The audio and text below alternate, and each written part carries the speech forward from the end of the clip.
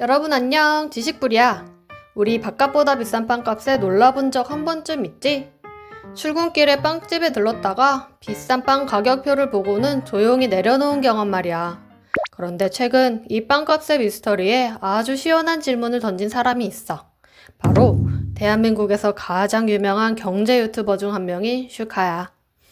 오늘은 슈카의 빵이 도대체 어떻게 대한민국 전체를 흔들었는지, 그리고 그 논란 속에 숨겨진 빵값의 불편한 진실은 무엇인지 쪼아보려고 해. 자, 그럼 함께 슈카의 빵이 던진 질문을 파헤쳐보자.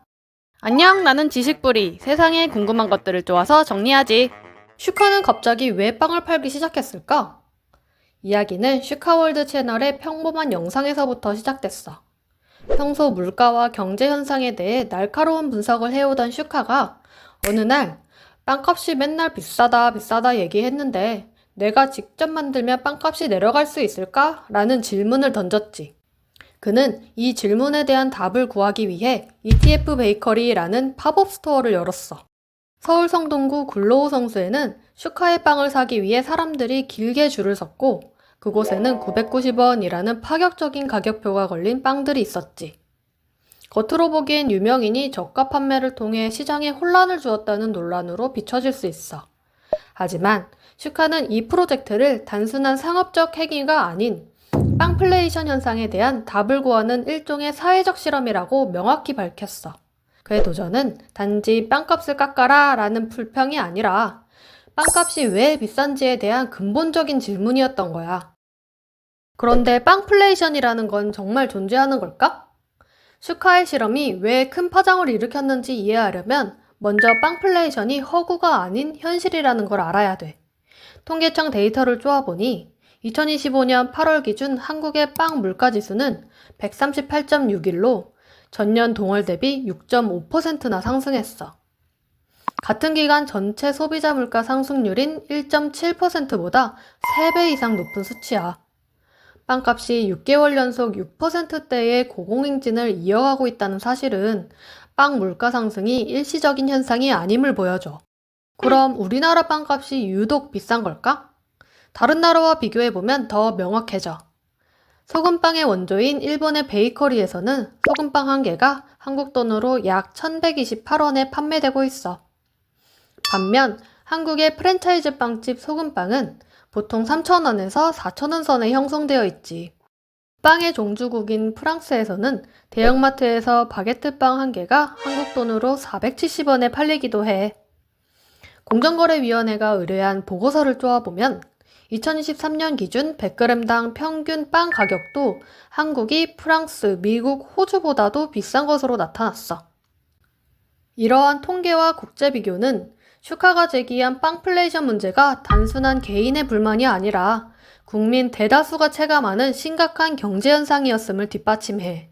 그렇다면 한국 제빵 산업의 진짜 문제는 뭐길래 한국 빵값이 유독 높은 걸까?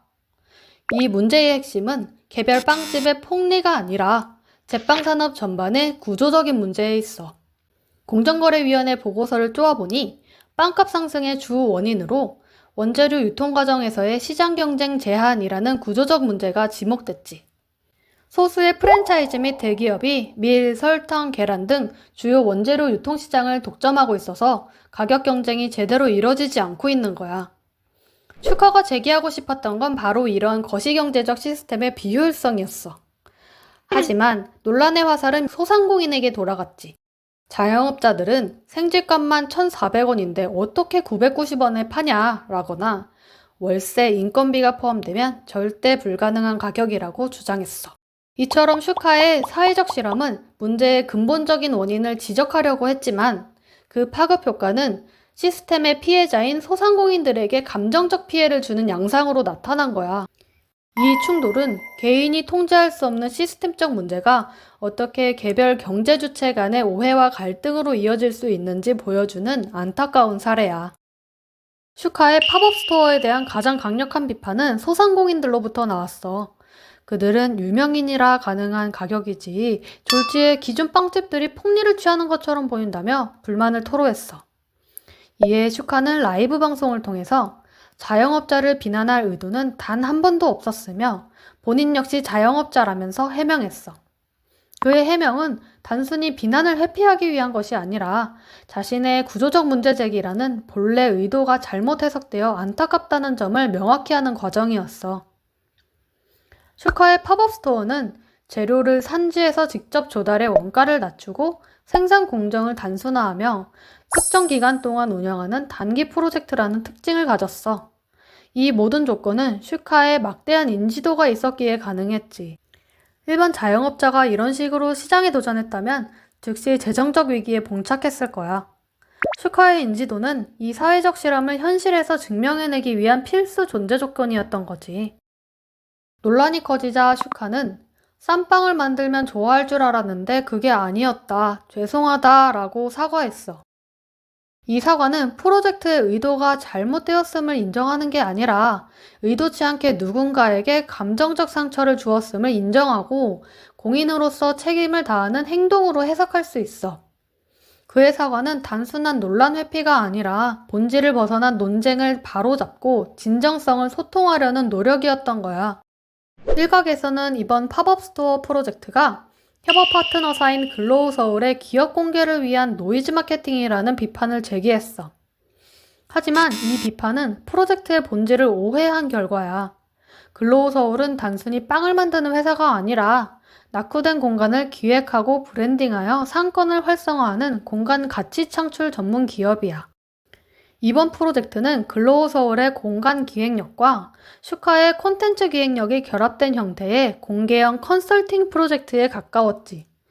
이건 과거 유튜버들이 비난받았던 뒷광고 논란처럼 광고임을 숨기고 소비자를 기만하는 행위와는 본질적으로 달라. 프로젝트의 의도와 파트너사의 역할이 모두 공개된 상태에서 이루어졌으며 노이즈는 문제 제기의 과정에서 발생한 부수적인 결과였을 뿐 그 자체가 목적은 아니었다는 점을 명확히 해야 돼. 슈카의 990원 소금빵 논란은 거시경제적 문제에 대한 비판이 미시적 주체들의 감정적 반발과 충돌하며 발생한 복합적인 사건이었어. 이 사건을 통해 다음과 같은 핵심 교훈을 얻을 수 있지. 첫째, 슈카의 실험은 빵플레이션이라는 사회적 문제를 공론화하는 데 결정적인 역할을 했어. 비록 의도치 않게 소상공인에게 불편함을 야기했지만 그의 플랫폼이 가진 파급력을 활용해 복잡한 경제 문제를 대중에게 직관적으로 전달하는 교육적 도구로서의 역할을 성공적으로 수행했지. 둘째, 슈카와 글로우 서울의 협업은 크리에이터와 브랜드가 결합하여 단순한 제품 판매를 넘어 사회적 메시지를 전달하는 새로운 비즈니스 모델의 진화적 사례로 해석할 수 있어. 이 논란은 우리 사회가 앞으로 인플루언서의 사회적 책임과 영향력을 어떻게 바라보아야 할지, 그리고 복잡한 경제 문제에 대해 어떻게 건설적인 공론장을 형성할 수 있을지에 대한 중요한 교훈을 남겼어.